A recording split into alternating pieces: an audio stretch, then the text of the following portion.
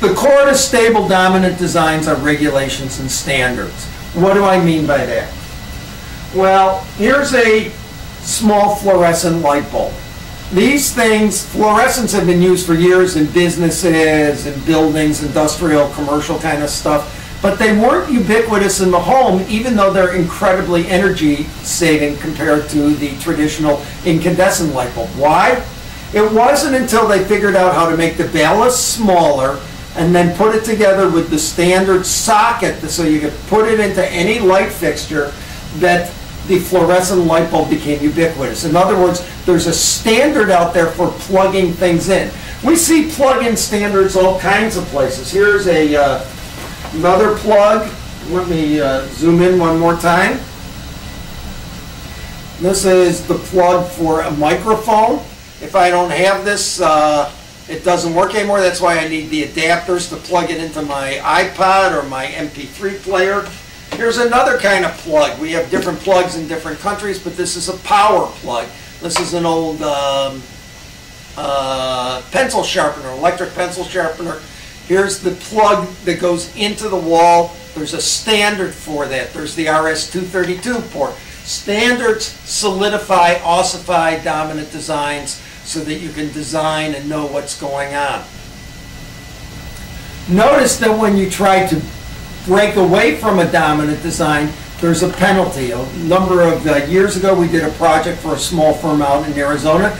They had designed and invented a new type of plug. In the plug, there was a little bar and there was a piece of metal, almost like a solder, that held the two prongs together.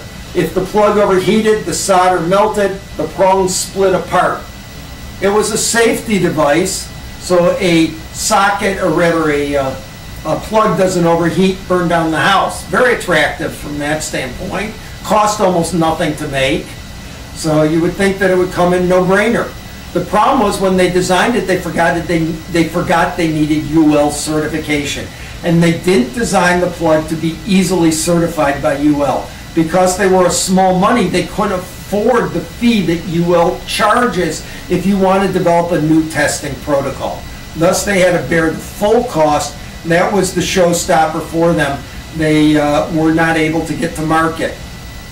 So, dominant designs are more stable where standards or regulations enforce them.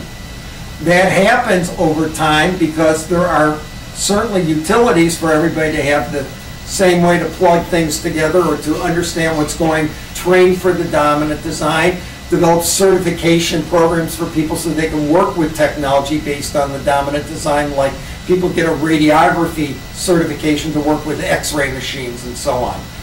There is an incentive to keep the dominant design as long as it's generating utility. It's only much later in its life cycle when new technology comes in that is so far superior that it will traditionally typically bust the dominant design.